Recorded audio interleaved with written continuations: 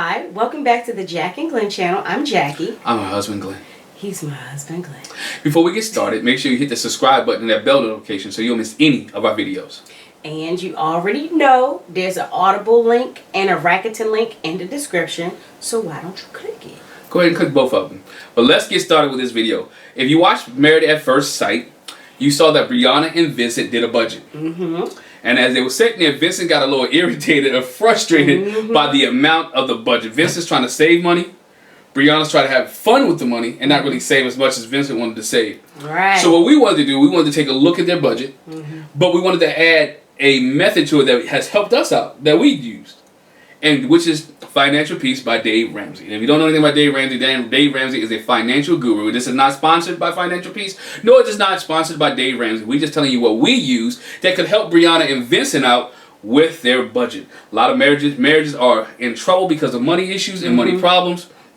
We saw that on past episodes of Married at First Sight, and we saw that with Brett and Olivia. They had a big issue about money. She wanted to spend. Brett wanted to keep his on the up and up and be, wanted to do the grown man thing, have his house, take care of his money. And there's a way that you can do both if you just be able to use a simple method. So we wanted to do a fun video to help Briana and Vincent out with their situation, or might help somebody else out with their situation. So we looked at Briana and Vincent's budget, and they had a pretty extensive budget. Yes. Very extensive. I'm not saying they don't make a lot of money. And one thing about a budget is not a thing. It gives you permission to spend. It doesn't hold you tight. It just gives you permission to spend. But it also shows you where your money goes and what areas you can cut in. One of the big things that I noticed about Briana and Vincent's budget that was really significant was that they were putting, out of the $9,000, they were putting $3,000 in savings. Well, if you cut the $3,000 that you put to savings, you could add, that really brings it down to $6,000, or they could put that money somewhere else. Right. But Briana didn't, and then. Well, not even. Let's stay right there. Yeah. Not even cutting it, because you ought to want to save. Yeah. It's good to save, but you can cut, like, at some points you may want to give less to savings than you would. Like some of those other things, like you might could take. Instead of saving $3,000, save $1,500, and put the other $1,500 to debt, which is your smallest debt, so you can get some kind of success. Yeah. The Dave Ramsey method teaches that you go start with the smallest debt first, you keep $1,000 in the emergency fund, and then you keep working down. And if you look at their debt, again, we're just playing with their debt. Something $450 to get her hair done. Well, that's not even debt. $250. That's not even debt, but that's an expense that could be cut. She did have student loans on there, so if instead of saving $3,000, if you put $1,500 to them student loans, because her student loan payment was only $200. $200. You put $1,500 to a $200 a month student loan. You killing. You killing. Or again, they have a car note, $870. But I don't know if that's both combined or one. Even if it's both combined. Even if it's both combined. That's a lot. That's a lot. That's a lot. $807 for a car. I don't know what kind of car they drive, but again, say you can sell a car, go downgrading car, or pay the car off as quick as possible with the money that you put in savings. That too. And not have an $870 car payment a month, and you'll get your money back if you wanted to save $3,000. You get that back in about 4 months. But Glenn, isn't that a mindset shift? Because some people feel like you always gonna have a car payment. Yeah. Now, me, myself, let me tell you, and you too, but I can speak personally. I think at all my years of life until my daddy passed, he had probably 4 or 5 cars.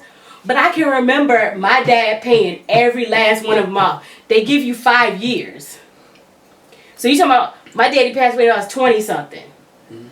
So them 5, he paid them cars off. Like, you don't have to have a car payment. You don't have to have a car payment. You don't understand how much freedom you have when you don't have a car payment. It's beautiful. It's beautiful not to have a car payment. It's beautiful. You could, once you don't have a car payment, you could probably eat out more because you're not spending that money on a car payment. There you go. There's the extra money in entertainment or extra money. But if, not even that, she had a credit card.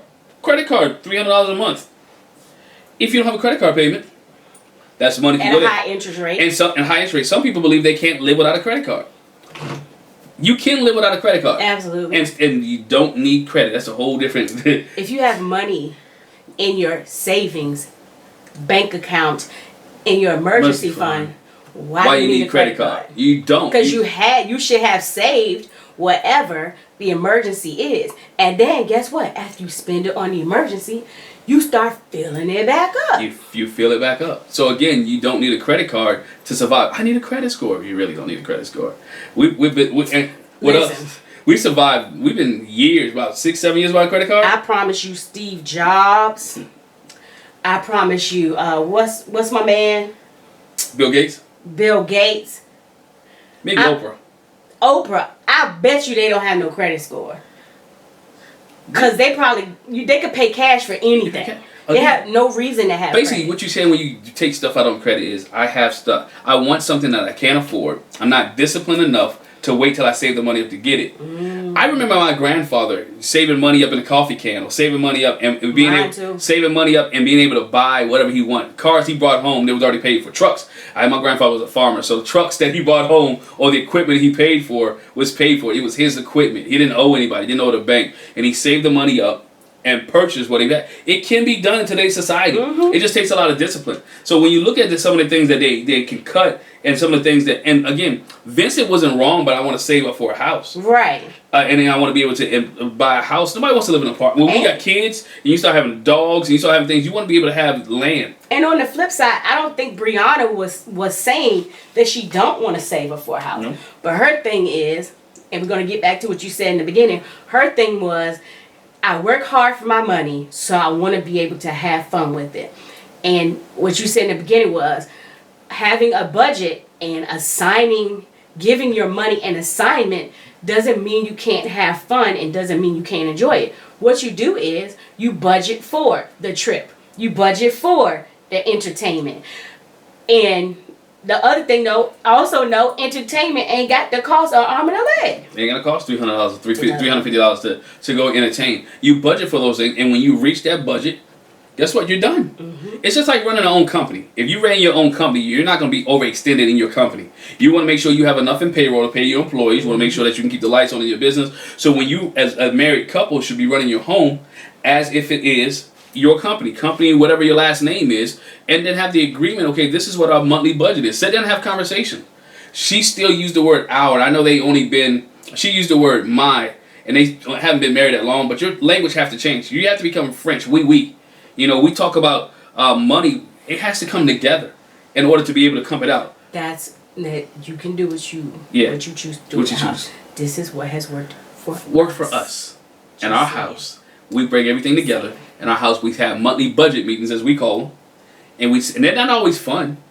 They're not always fun. They're not even hunky dory. But again, because sometimes I feel like Briana. I feel like I did this extra singing engagement.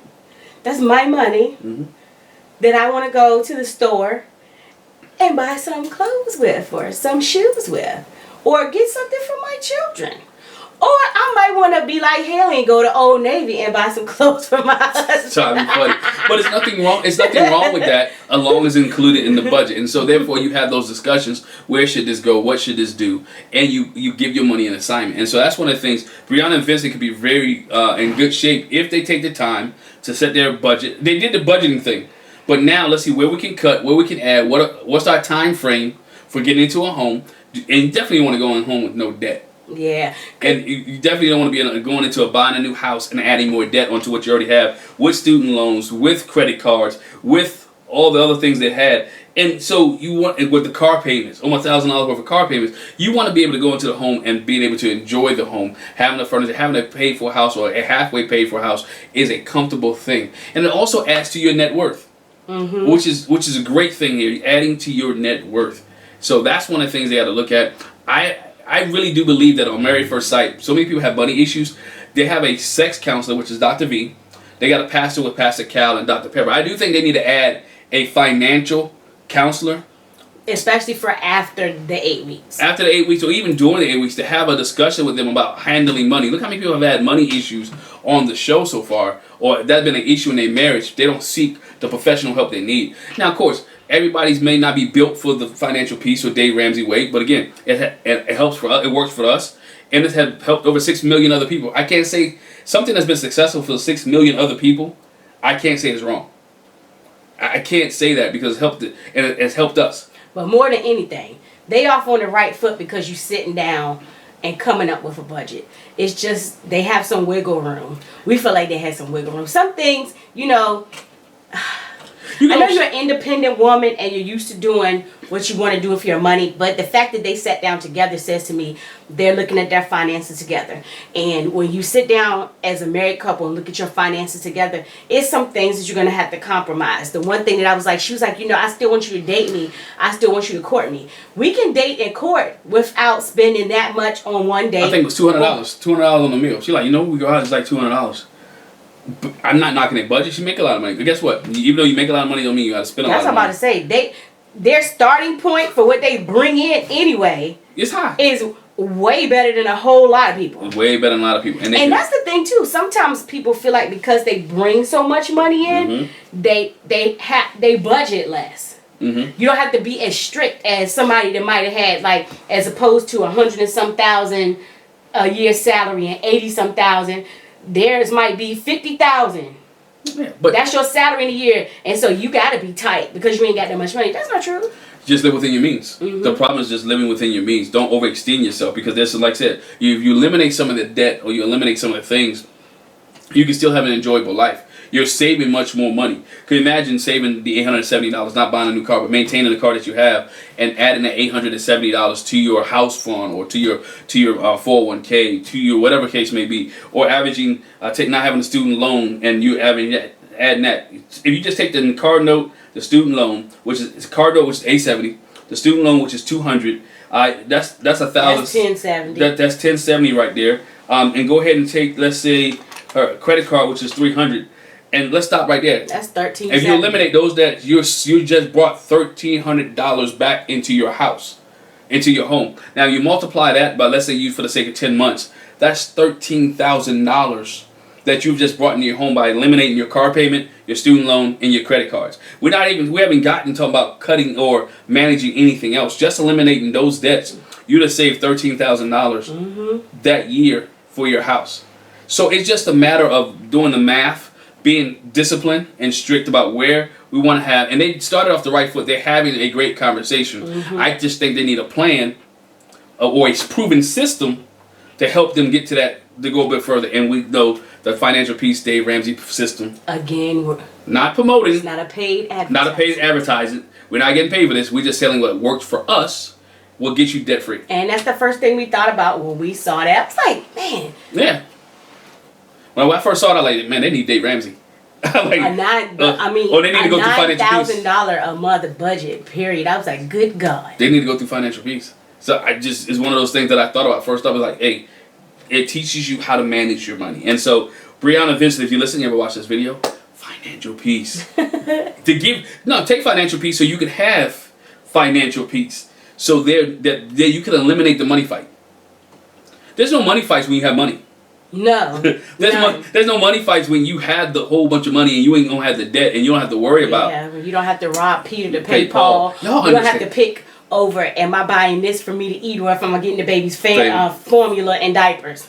Y'all know how it is. These are real discussions. These are real. And it's to give you a peace of mind when you can just put everything on your bank account on auto pay and not have to worry about. Don't float them checks. You ain't gotta worry about no bounce checks. You ain't gotta worry about nothing. Oh, y'all don't write. Y'all don't write checks no more.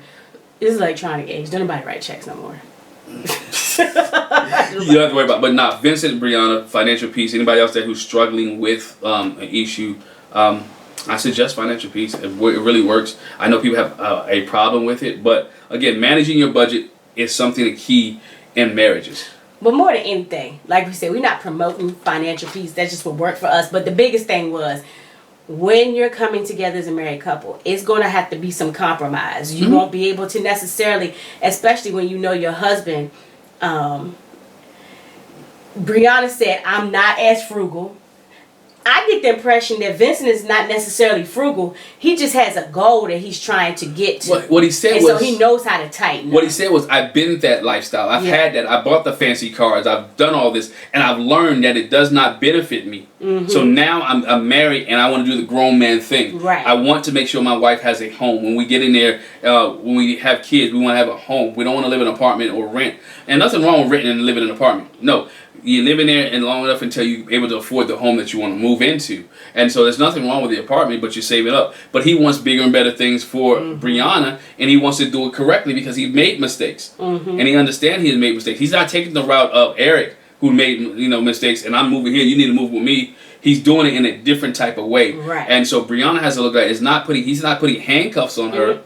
He's trying to help her out in that way. And so she wants financial stability is what you need. And you have to be willing to compromise. Gotta be willing to compromise. I don't know what was the clothing budget? I don't know what clothes.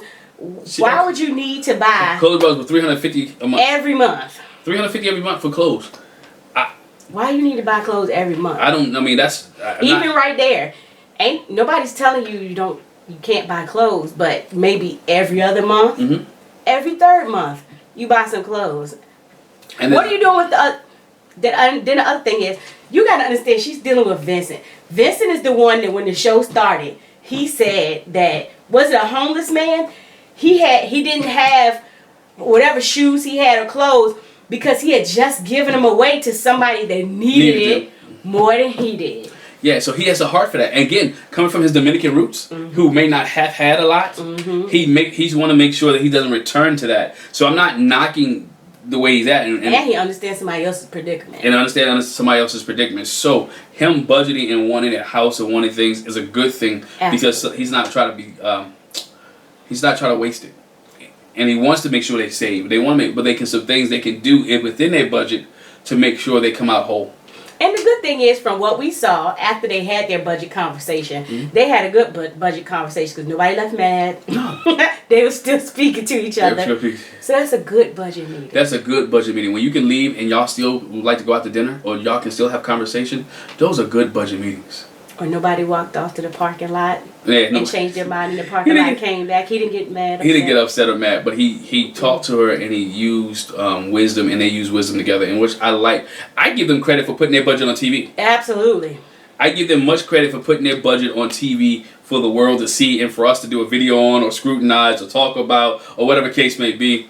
And there's some people who wish like, man, I wish I had $9,000 to spend on a budget. Again, they don't look like they're hurting. Don't look like they're hurting for money.